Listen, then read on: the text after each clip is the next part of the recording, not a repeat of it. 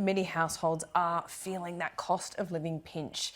This is after the RBA raised rates again for the 12th time in just over a year, and there's still more to go.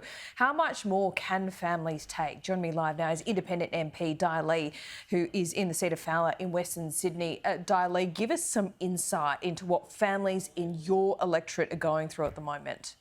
Good morning, Laura. Look, I think I sound like a broken record on your program, and I've been really talking about the impact of the cost of living in our community for ages now. The rent increases, grocery price increase, and petrol price, electricity price bills as well. People have come to me talking about not being able to even put food on their table. Just this week, or I think the end of last week when I came back from Canberra, I went to help Core Services packed groceries to hand out to families.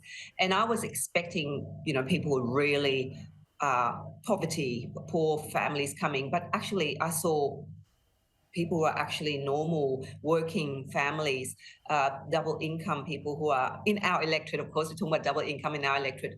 The income average is about $650 a week. So they are lining up to get food, being handed out. So that is the kind of scenes that I'm seeing here in our community. And with the 12th interest rate rise, it's just like, we're shocked. People who've got a mortgage, they're going to see another increase in their mortgage repayment. And people are just thinking, when is this going to stop? I just don't know if the RBA is actually in touch with the ordinary working Australians. Surely they have not even let the effect of the 11th interest rate rises flow into the economy, flow into the lives of people in Fowler and Western Sydney. They have not seen the impact yet. And here to try and ease inflation with the interest rate rise is just, I don't know. I don't think any ordinary Australians can understand what the head of the RBA is actually doing. We understand he probably this is what they do. This is their lever that they're trying to stop inflation. But really, inflation, there are many factors: migration, wage increase, and of course, spending. People are spending on food, petrol, rent. These are contributing to the whole inflation in our economy. Yeah. And it's just, I want them to feel the people in Fowler, to feel the people in Sydney. Honestly, these people who are making these decisions, who are sitting there in the top, in the ivory tower, making decisions without having really just visualize what will it mean to ordinary families who are going out there, going to work, feeding their families, putting food on the table, taking their kids to school. What would this mean to this ordinary family? I just don't get it. Yep, and look, many people sharing your frustration. The RBA Governor, Di Lee, pointed out yesterday he has one lever, that is on the monetary side, and that is to raise rates to bring down inflation. I think we can all agree from a baseline factual basis, that inflation is terrible. So then you have the fiscal side, which is what the government can do.